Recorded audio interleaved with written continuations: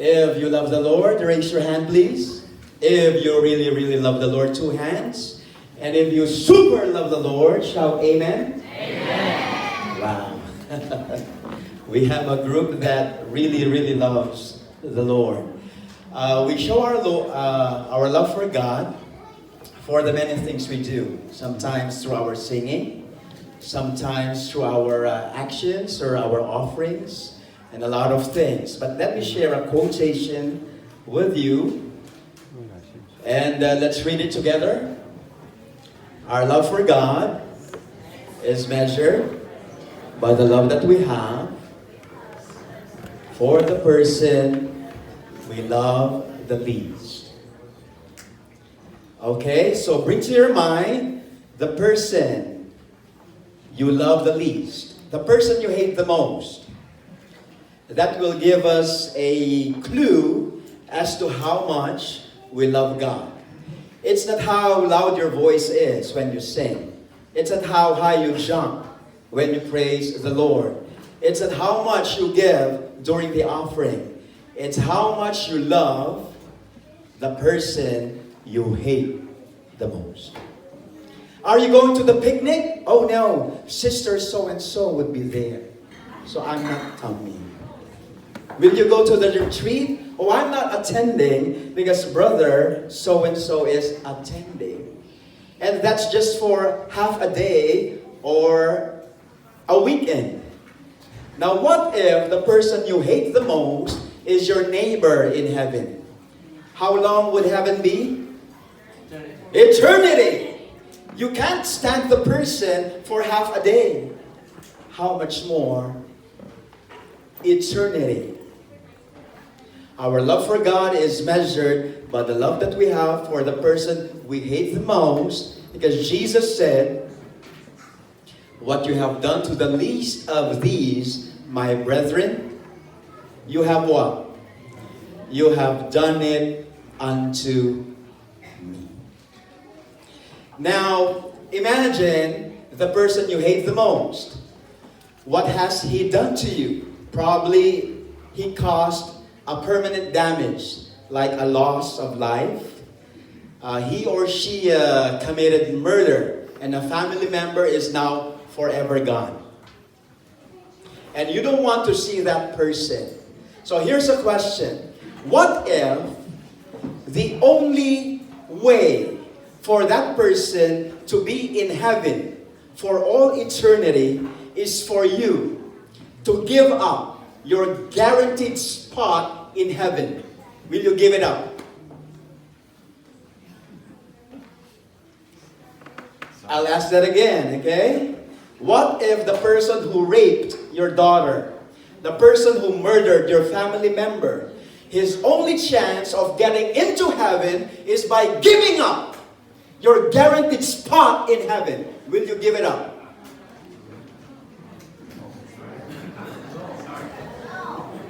You'll think about it. It's hard. Moses, he told God, "God, if you're going to leave Israel, just erase my name from the book of life."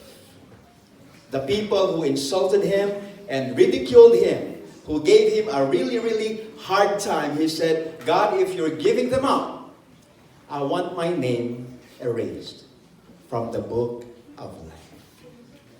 If you would choose to have your name blotted out, if you would give up your guaranteed spot in heaven for that person who did the biggest harm to your family, there's no other place God can put you but beside him. This is the reason why love is not something you can imitate. Love is not something you can reproduce. Love, genuine love, is not something you can manufacture. It is only something you can receive and let it flow through you. Just like the righteousness of Jesus Christ, you don't imitate it, you don't copy it, you don't reproduce it. You simply receive it. And it is the same with the love of God. You don't copy it. You receive it. And then you let it flow through you. For I am crucified with Christ, nevertheless I live, yet not I, it is Christ who lives in me. How does God transform you into that kind of person that will give up his guaranteed spot in heaven for the person who did most harm to you? Nothing else can change us except the gospel of Jesus Christ. That's why Paul said, for I'm not ashamed of the gospel of Jesus Christ, because it is the power of God unto salvation. But there's just so many versions of the gospel. And we don't know which the true gospel is. Have you seen the movie The Vampire Christian? How about The Vampire Pastor? No? There's no movie like that. I got you interested, okay? But there was this writer who used the term vampire Christian. And what's a vampire Christian? It's a person who knows there's no way he can get into heaven. But then he hears something. And what he heard is this: if you take hold of the blood of Jesus, then you have a ticket to heaven. So he's not even interested with Jesus Christ. But because through his blood, he can get into heaven. So he gets into a relationship with Jesus Christ. Makes use of the blood of Jesus. Like you want to go to a concert, and there's no way like you can pay for the ticket. Because even if you sell everything, it won't be enough to buy the ticket. But someone gives you and your loved one, free tickets. And they're worth a fortune.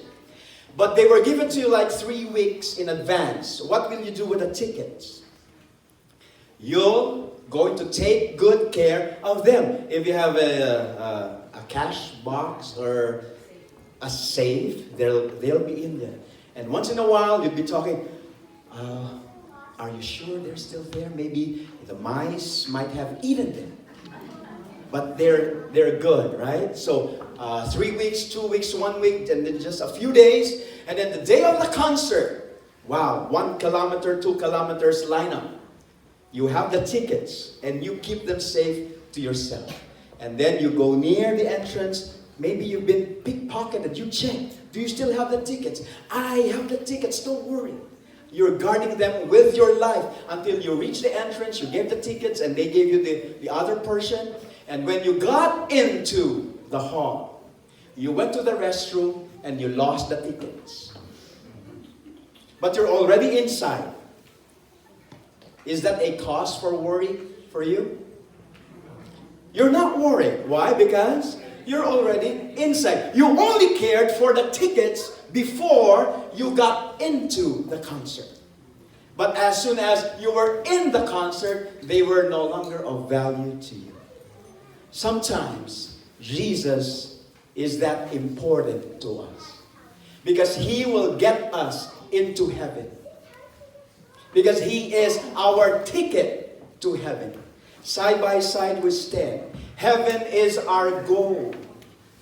To save every soul. Pray that we all be there. And it's like what matters most is heaven. And we're just using Jesus to get to heaven. So what if there's no heaven? What if there's no heaven? Will you still be as passionate? Will you still be as faithful if there is no heaven to win and there's no hell to shun? Would the character of Jesus be enough to live your life for him? Salvation and heaven, they are not equivalent.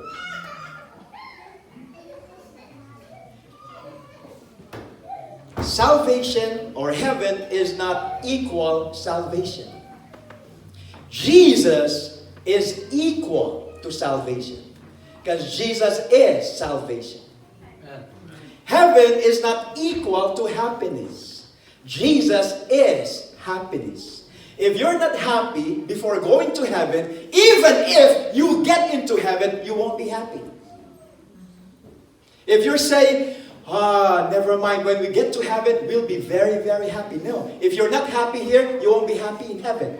Because Lucifer was already in heaven and he was not happy. If heaven is your treasure, it will not make you happy. Soon you'll say, oh, I'm now bored. It's been 1 billion years and there's no more stars to see. What will you do with eternity? You were not made for a place. You were made for a person. And that person is Jesus. Because He is salvation, He is happiness, He is the way, He is the truth, He is life, He is the door, He is the Alpha and Omega, He is the beginning and the end. He is the lily of the valley. He is the rose of Sharon. There's no one and there's nothing like Him. If He is not our supreme treasure now and our supreme joy now, you can be given all the universe, but you'll be miserable for all eternity. And it is only the true gospel of Jesus Christ that can save us. Really understanding who He really is. So the goal, heaven, streets of gold, a life that never ends. It is not a sign of a true disciple that you want heaven the most. Because if you watch the Pirates of the Caribbean, the last one, they were all looking for immortality. And those my age, if you've watched the movie Indiana Jones and the quest for the Holy Grail, they were looking for the cup from which Jesus drank. Because if you drink from there, you'll never die. And who's looking for it? The Nazis.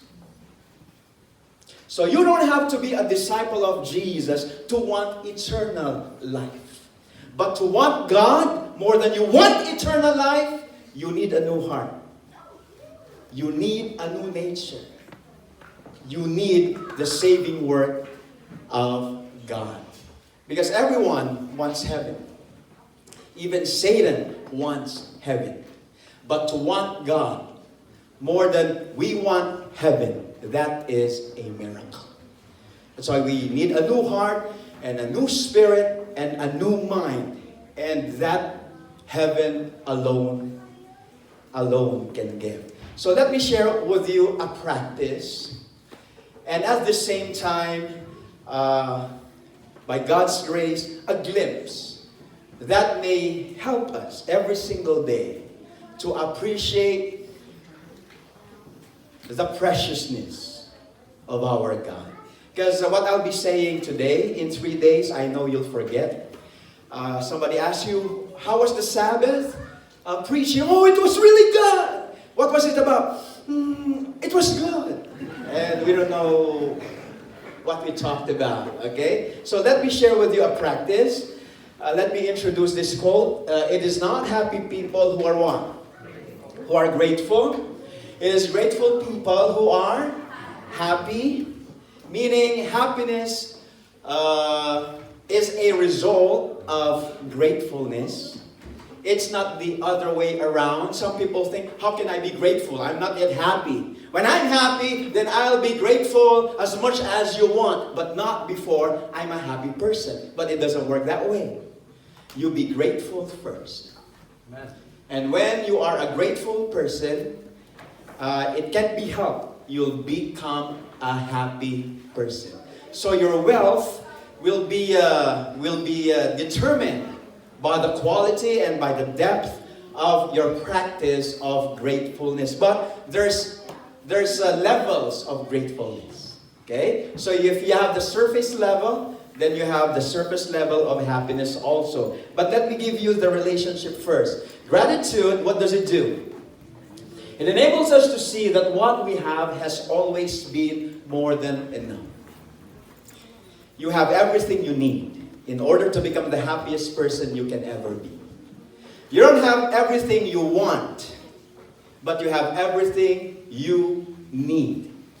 One time, I was all dressed up like this, and it was a whole day affair. And when I got home, I really wanted to sleep right away. But I was looking for my favorite pair of shorts. Couldn't find it all over. And I was disappointed when I took off my pants. Lo and behold, I discovered I was already wearing it. Like the carpenter looking for his pencil. And it's right between his ears. Or sometimes you're looking for your eyeglasses. And you have them. Like you're looking for something that is not missing. You don't need eyeglasses. You have them. What you need is the awareness that you already have them.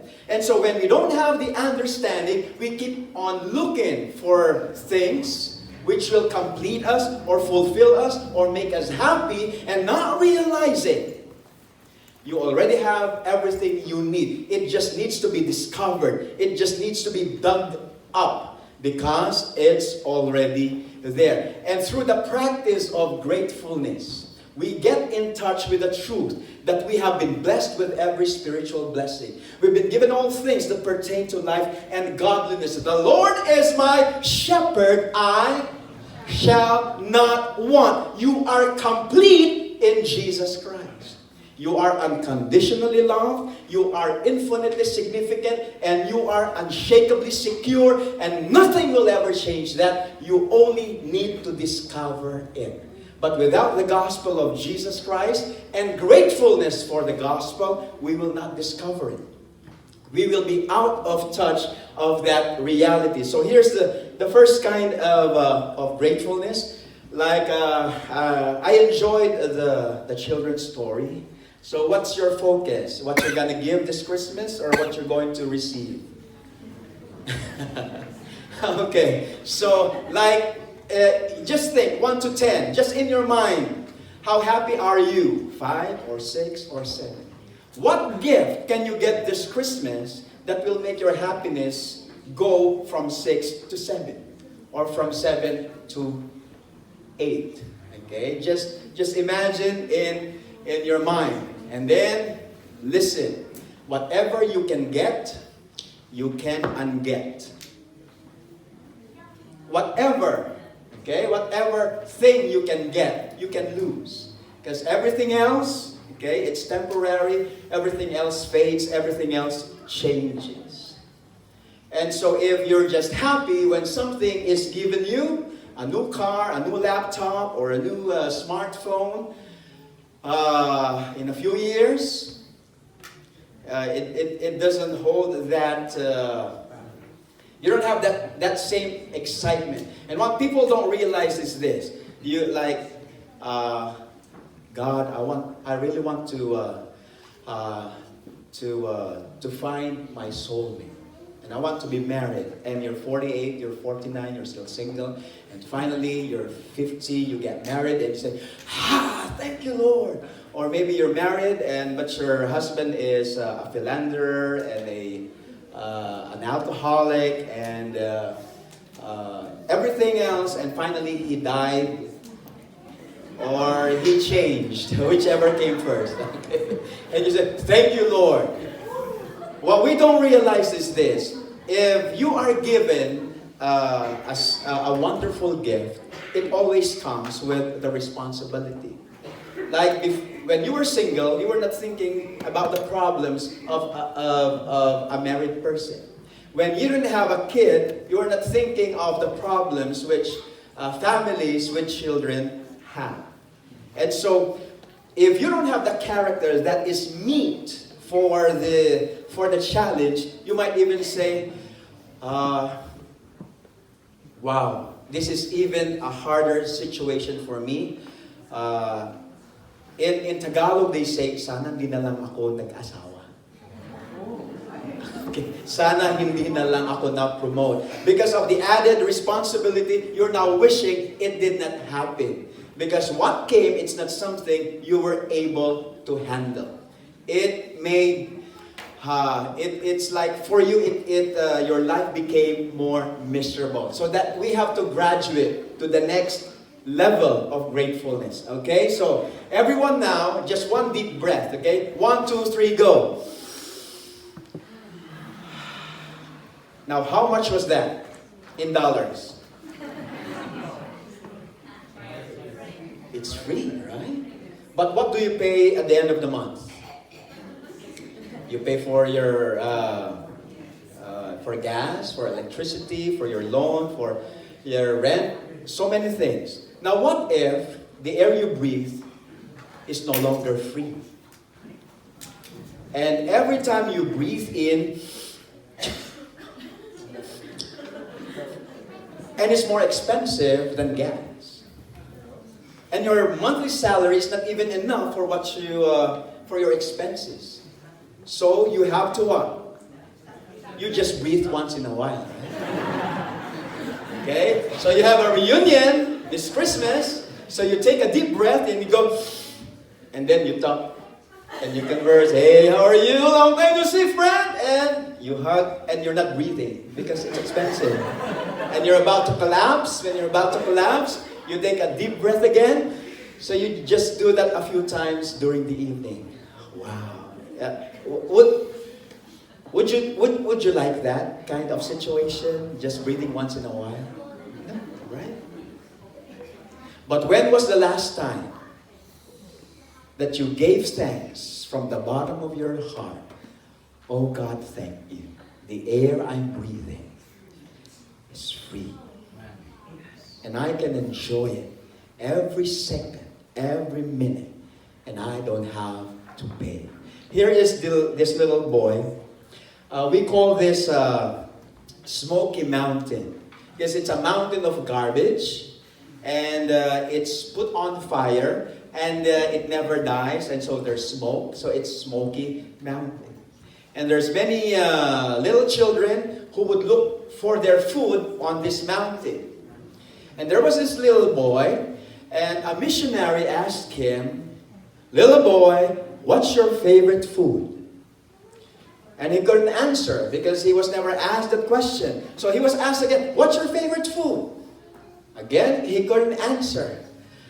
"What's the food that you really, really like?" And the boy answered,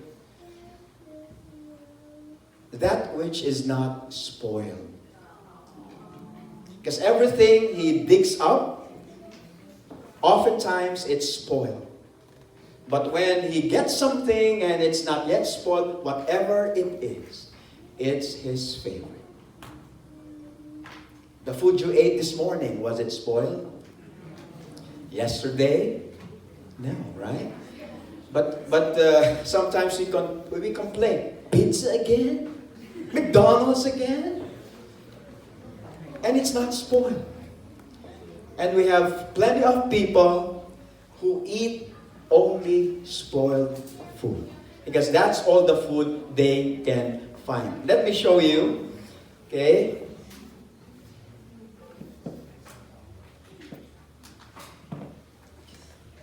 A very short clip.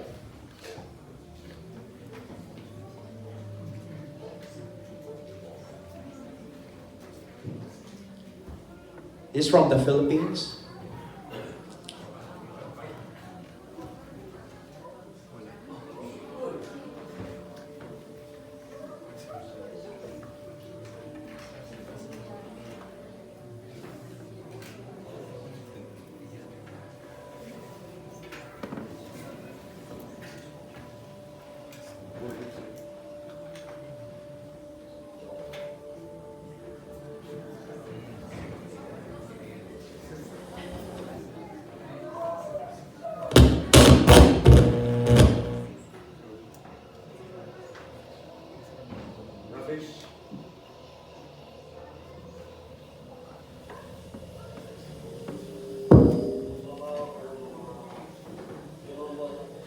This is a garbage collector. So the food dumped from the trash, it's picked up. It's called pagpag. $6 a week.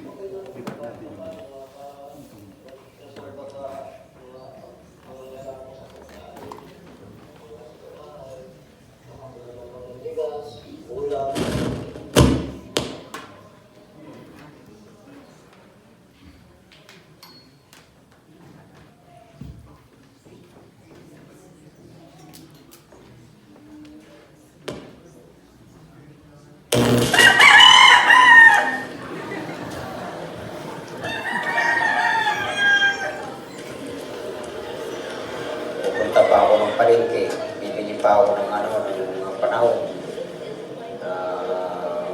Tulad ng mga bawang, ganyan, mga sibuyas.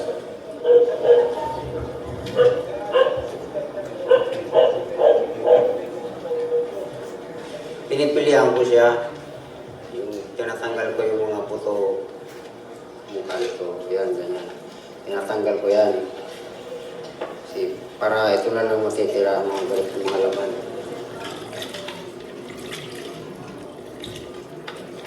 Tapos sinugasan ko siya.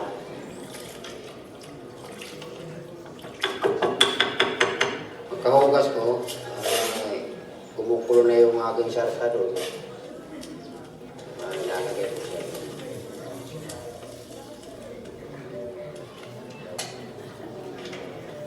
Isang mangkok ng ganyan, 10 pesos.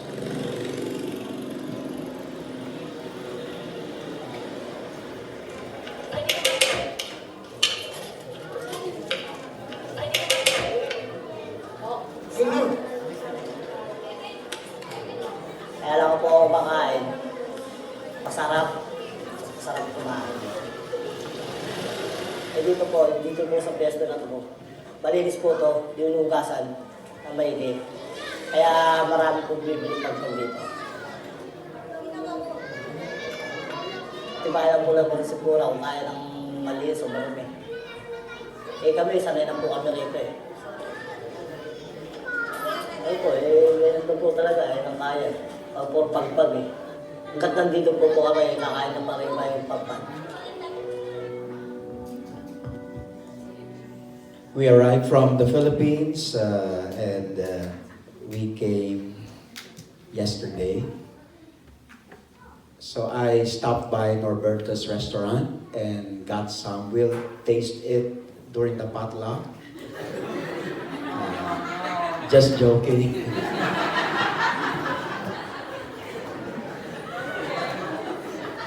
That's actual food taken from the dump. Then they boil it and then they put seasoning to be eaten again. Because some people, that's all they can afford. So your food was not spoiled. Did it come from the dumps? No. Your favorite cookie, what's the brand?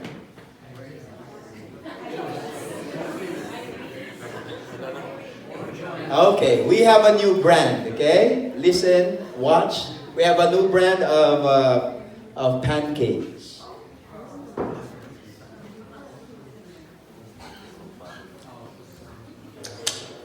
They look a lot like pancakes or cookies. The recipe passed down from generations here in Haiti. Women spend entire days making them. Grandmothers, daughters, and younger girls. Infants are nursed while mothers work the mix. Kids seem to enjoy them, at least when our camera was around. But these patties, known as bonbon terres by the Haitians who eat them, are a grim reminder of just how poor this Caribbean nation is. They aren't sweet, they're hard to swallow, and add almost nothing in terms of nutrition, because the cookies are actually made of dirt. It fills your stomach. When we haven't eaten anything, this dirt cookie fills your stomach. Traded, sold, and even hoarded by women here in the poorest section of the poorest country in the Western Hemisphere, Cité Soleil in Port-au-Prince, Haiti. Small amounts of vegetable shortening, salt, and occasionally sugar are mixed in with the dirt and water as well, made in places like this, an old fort where torture was once common by corrupt dictators here. Fort Dimanche is now a center of commerce built around the dirt cookies, a basketball court, soccer field, and school for hundreds of kids, and home to many. To get to the basketball court, which acts as a preparation area for the dirt cookies, you have to cross this open sewer, which is littered with animal parts and trash and other nasty things, to get to an area where the cookies are laid out to dry out in the sun. You can see that these are still very wet, not quite ready to be served, but this is literally dirt being prepared for humans to eat on top of other dirt and filth. So, we can order from Amazon. Dirt cookies. So what is your pancake made of? Still flour, right? Not dirt. Can you see now how blessed you are? How blessed all of us are. This is a guy. There was this very rich person in the village, and he wanted more wisdom. So he went to the wisest man in the village, and he asked, "Give me wisdom." And the wise man said, "Imagine you're in the desert, and for the last 3 days you have not drunk even one drop of water, and in an hour you're going to die. Your only hope is this glass of water, because if you drink this water, you'll have enough strength to reach the oasis or the next village. But in order to get this glass of water, you have to give up all of your possessions. Everything you have, all your lands, all your farms, all your cattle, in exchange for this one glass of water. If you were the rich man, will you give up everything for this one glass of water? Or you'd choose to die after an hour? You won't hear the cantata, because you have only 1 hour to live without that glass of water. So will you give up all?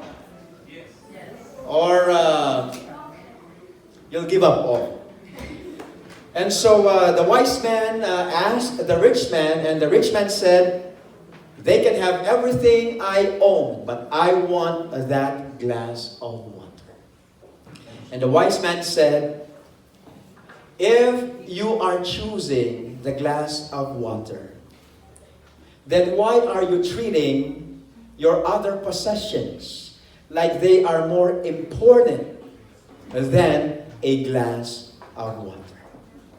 If someone gives you this question first: will you be able to survive or live without a car? Can you? Without a laptop? Without a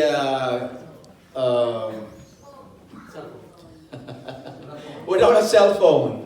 You can, right? But can you live without water? No. But you're given a MacBook Pro, okay, for Christmas, and you go what? MacBook, okay? Somebody gives you water, and you say, "It's not cool." Right? We are happier with stuff that we can live without.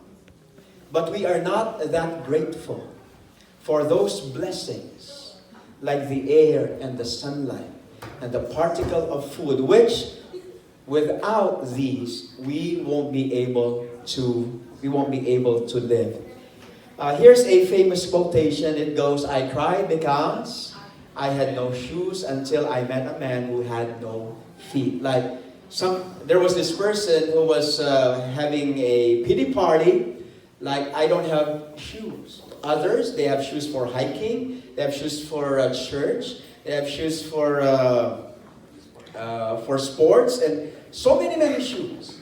Okay, but I don't have any. So he was having this pity party, and while walking, he heard this beautiful music. He followed the music until he found the person making the music, a person with a smile up to his ears, but with no feet.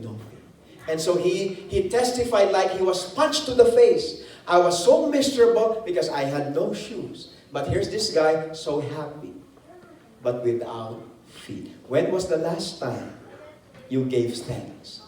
You can see, you can hear, you can walk, you can smell, you can taste. You have all these abilities and you have all these gifts. Let's read this together.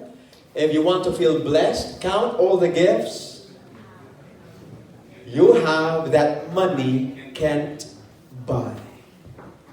Imagine there's a state-of-the-art research organization, and they want to discover the cure for eye diseases. So they buy like eyes for, how much would you sell your eye? $10,000? 100,000. Like they have a mobile clinic outside. It's there now. Okay, it's outpatient. You get in, you get out. But your eye, okay, they take it out and they give you 10,000 or 100,000. Will you sell your eye for that much? Yes.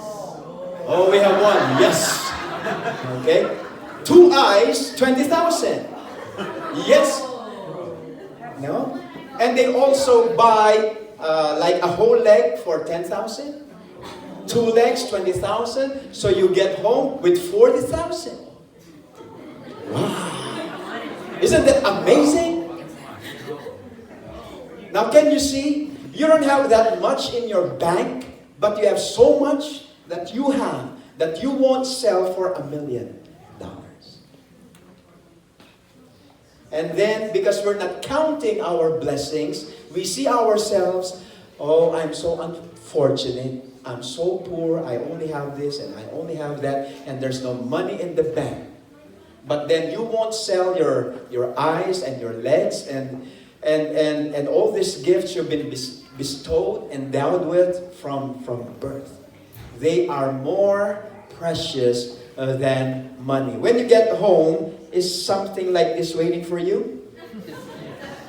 Huh? If there's a lot of dishes to clean, what does that mean? Lots of food you ate, right? If there's lots of laundry, lots of clothes to wear. If there's lots of sweeping, maybe you have a big house to sleep in. So whether you're happy or not, it does not depend on your situation. It depends on how you see your situation.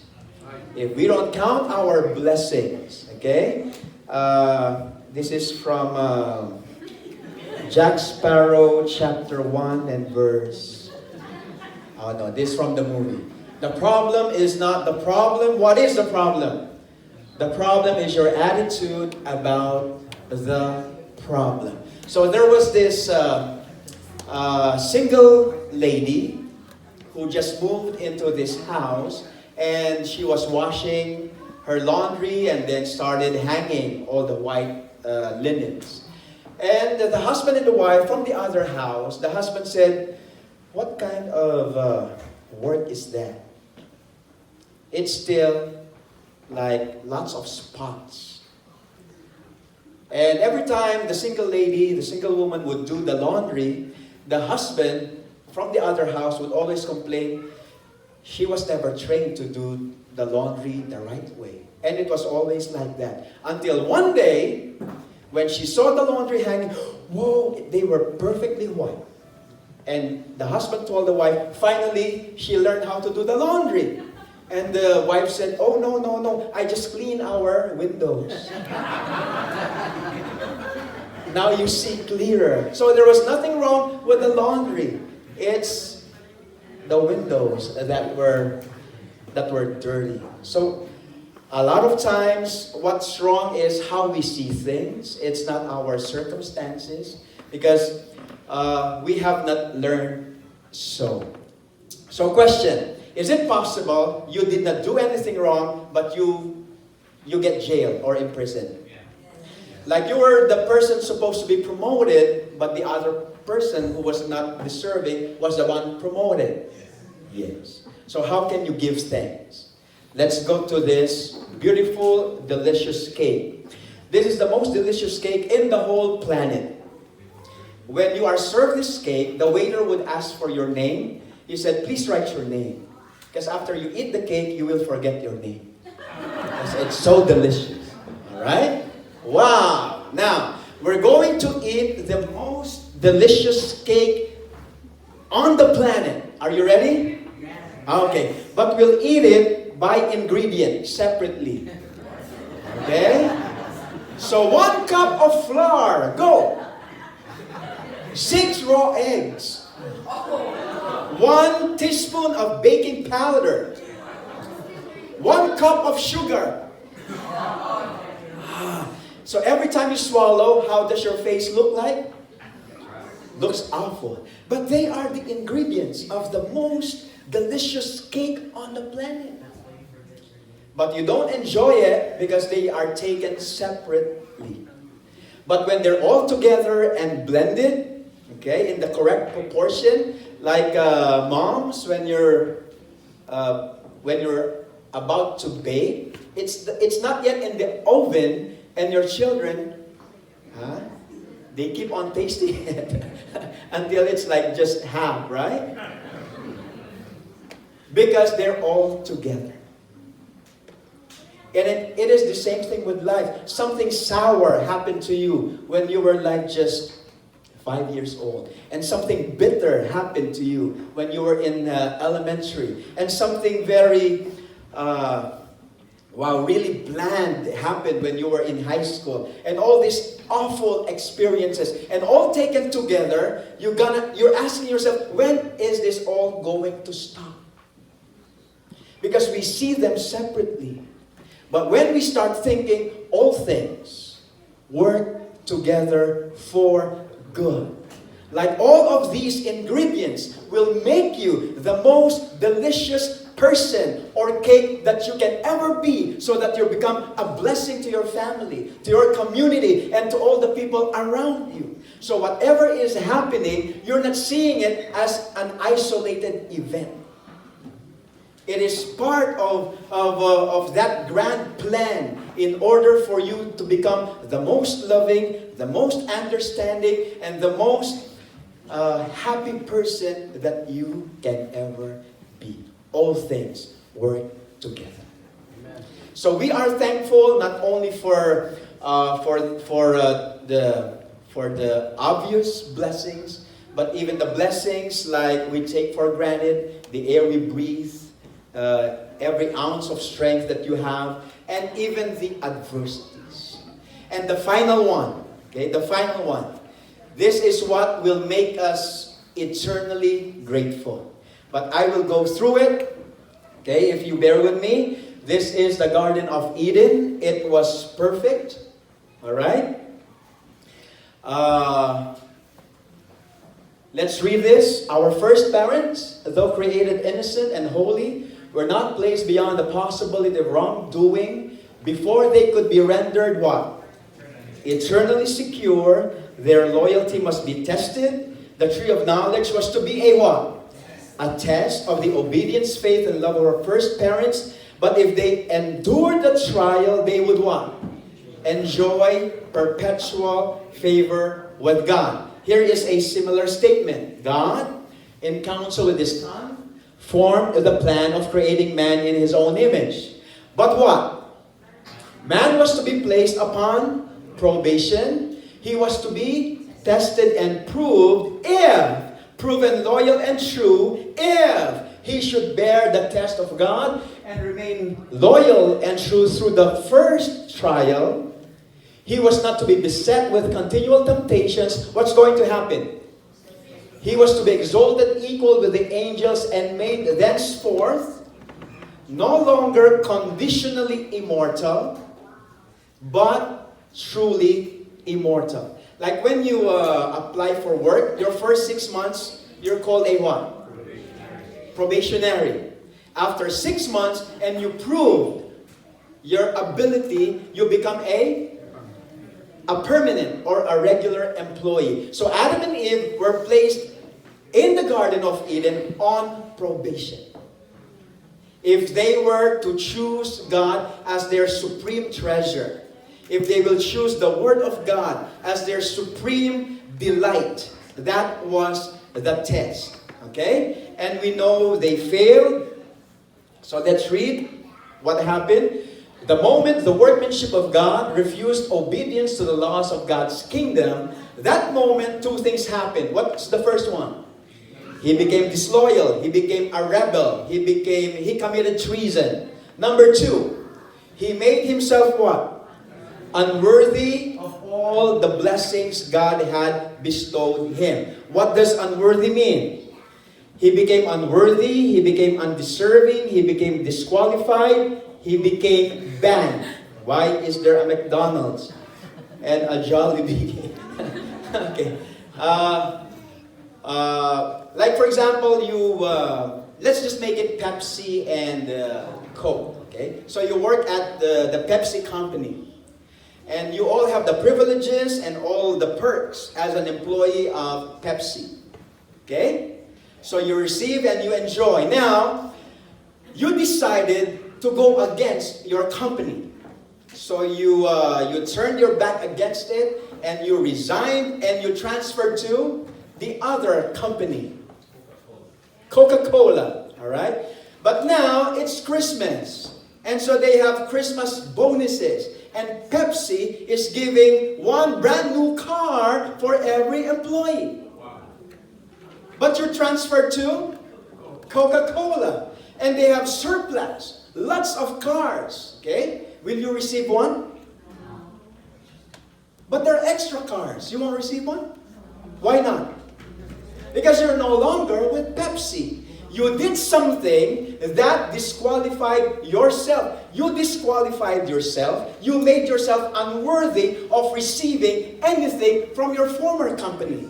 Whereas before Adam and Eve were under the governance of God, they chose another governance. They made themselves disqualified from receiving anything from the kingdom or from the government or from the governance of God. They made themselves unworthy. So, look how serious what happened. This was the position of the human race after man divorced himself from God by transgression. Now, together. Then, he was no longer entitled to a breath of air, a ray of sunlight, or a what? A particle of food. Because breath of air, ray of sunlight, particle of food, these are all blessings that come from the governance of God. When they transferred, they became unworthy of all the blessings that comes from the Creator. So no more breath of air, no more ray of sunlight, and no more particle of food. If you have no particle of food, ray of sunlight, or breath of air, what happens to you? You die. And that's why you have this verse, the wages of sin is death. God doesn't have to stab you to death. Like if you're a patient and you're connected to this oxygen tank, right? And the doctor tells you, never separate from the oxygen tank. But you cut off the tube. What will happen to you? You die. The doctor doesn't have to shoot you. You just committed suicide when you separated yourself from the oxygen. So when Adam and Eve became rebels and separated themselves from God, they made themselves unworthy from all the blessings that will keep them physically alive. That's why the wages of sin, the wages of separation, the wages of rebellion, the wages of turning away from God is death. It's committing suicide. In Ezekiel, we're told, the soul that sins, it shall die. But how many years did Adam live? 930. Isn't it? They were no longer worthy for a breath of air, a ray of sunlight, or particle of food. Why 930 years? That's a lot of sunlight. That's a lot of food. And that's a lot of plenty of blessings.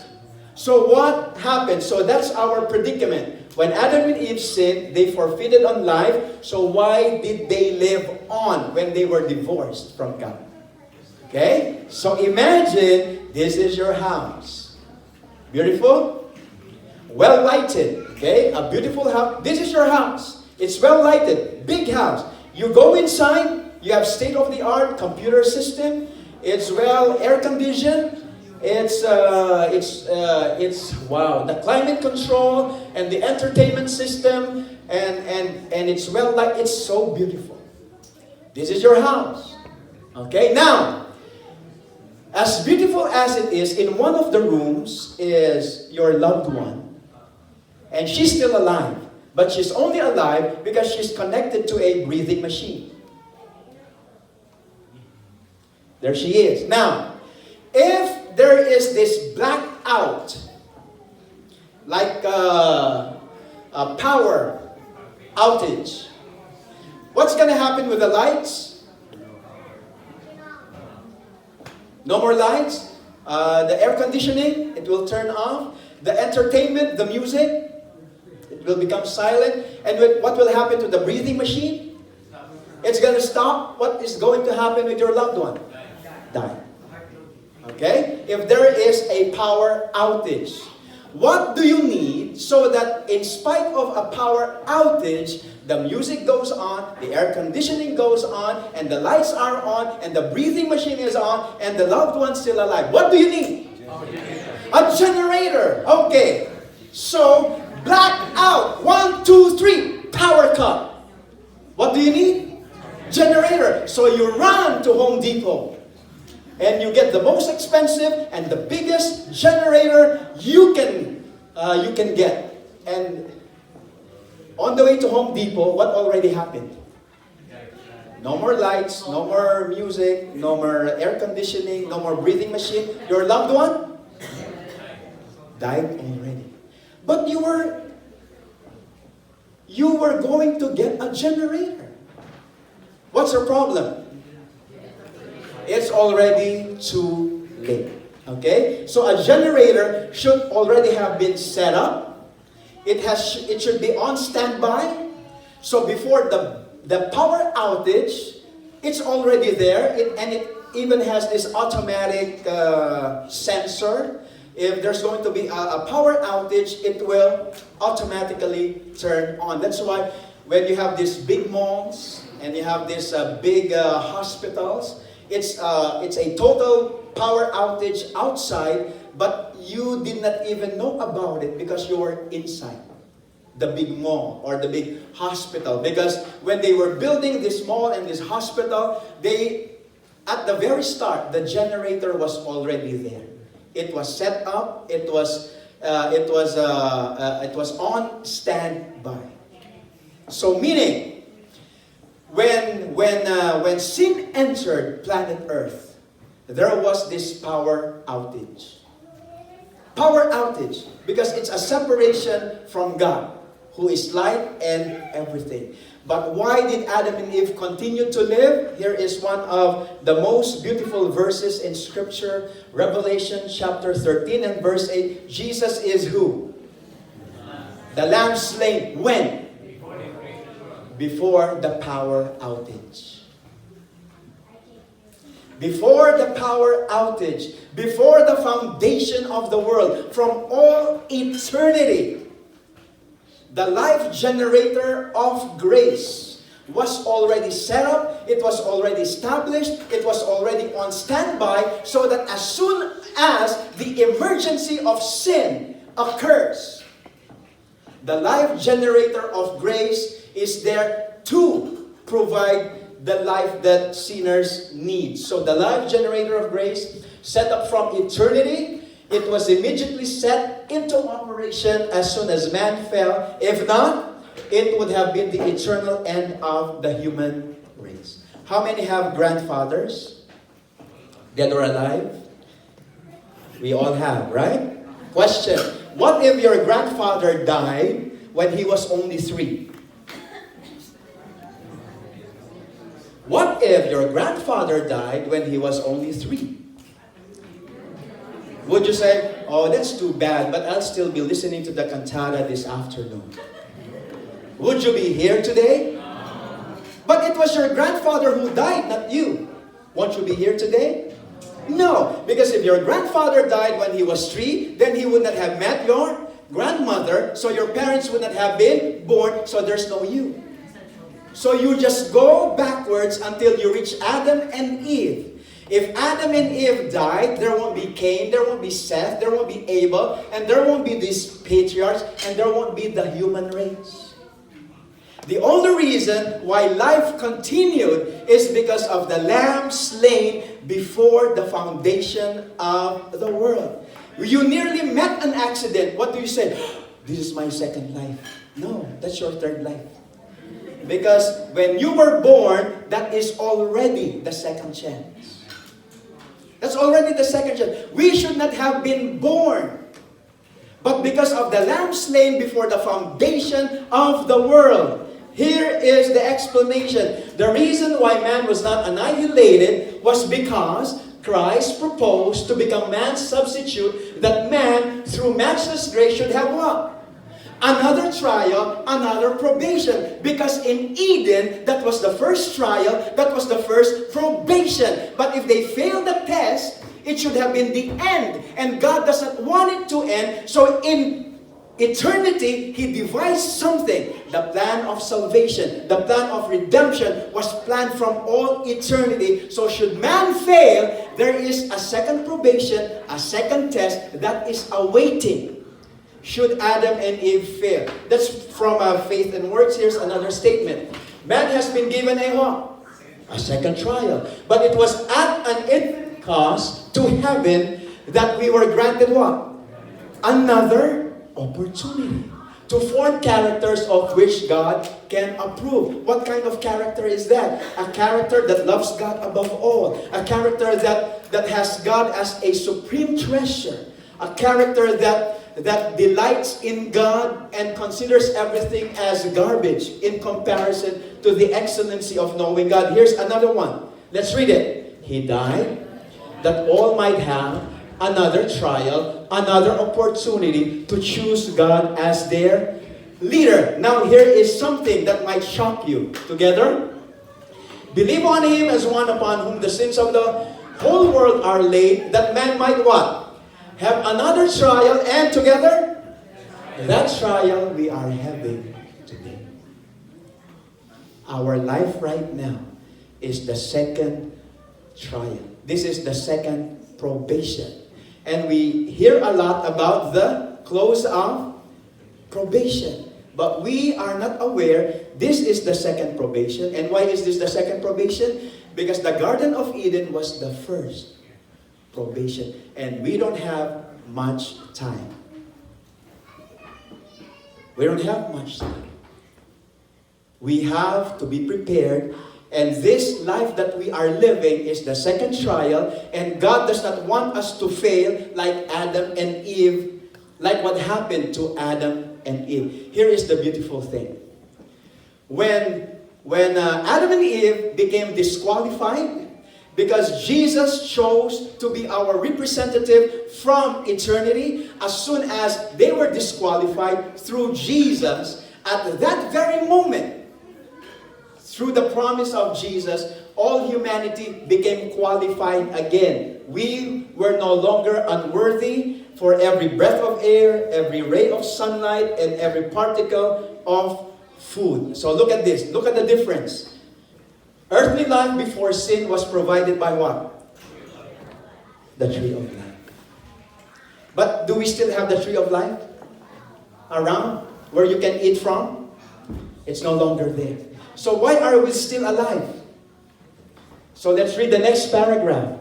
But earthly life after the fall is provided by the death of Jesus Christ. We don't have a tree of life we can eat from, but because Jesus died for all humanity, that is what is giving all humanity this second chance. Desire of Ages, page 660.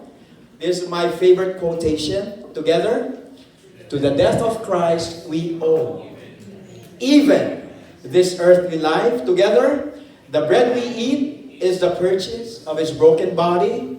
The water we drink is bought by His spilled blood. No one, saint or sinner, eats his daily food, but he is nourished by the body and the blood of Christ. The pancake you ate this morning, it was a purchase of Calvary. Every heartbeat is a purchase of Calvary. Every waking day is a purchase of the cross. Look at this. To the death of Christ we owe even this earthly life. What does that mean? Let's read the second paragraph. The cost of eternal life and the cost of our earthly life is one and the same. I have this song when I was small. Maybe you know the song. My home's in heaven, just waiting for me.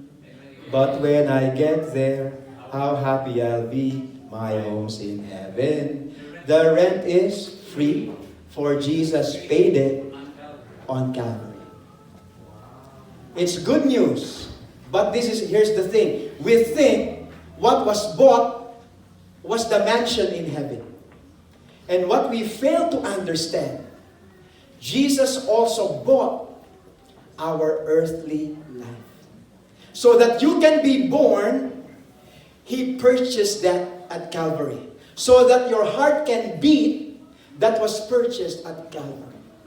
So that you can have this sunlight, and you can have this breath of air, so that you can have this ounce of strength on your knees. All of these blessings are the purchase of the body and the blood of Jesus. How often do we have our Holy Communion?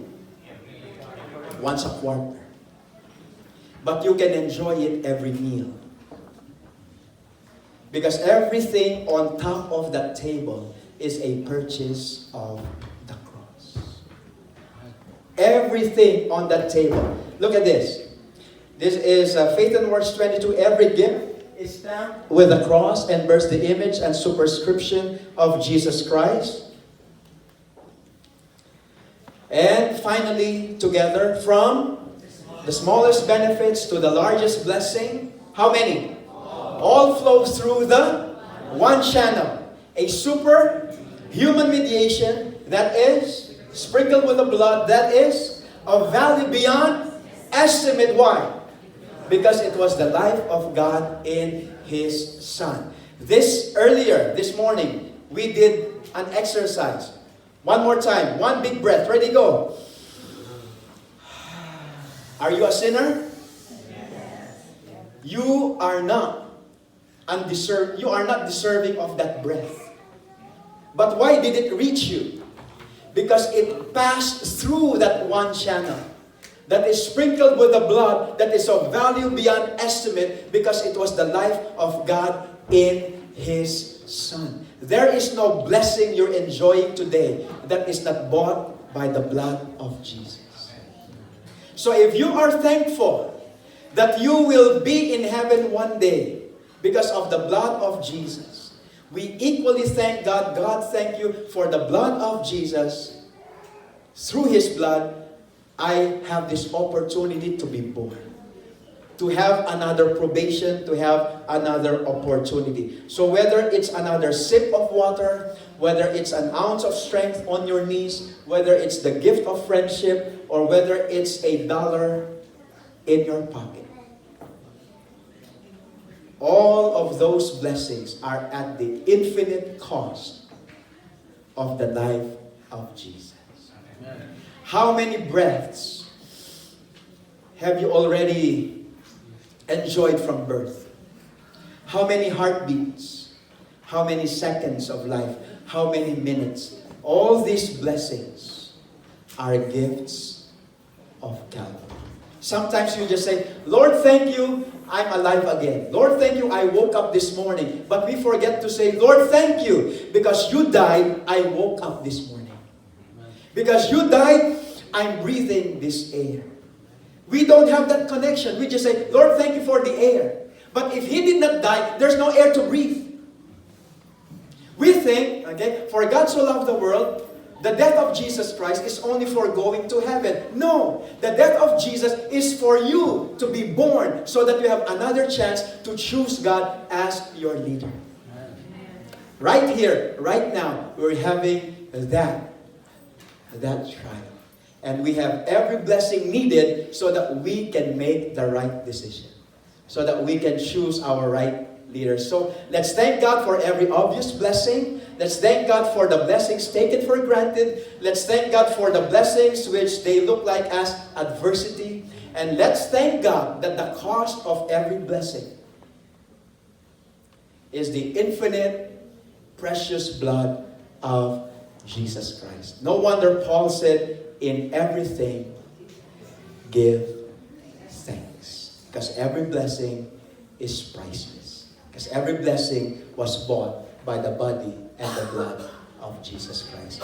A wonderful Christmas to all of us. All praises be to God. Happy Sabbath to all of you.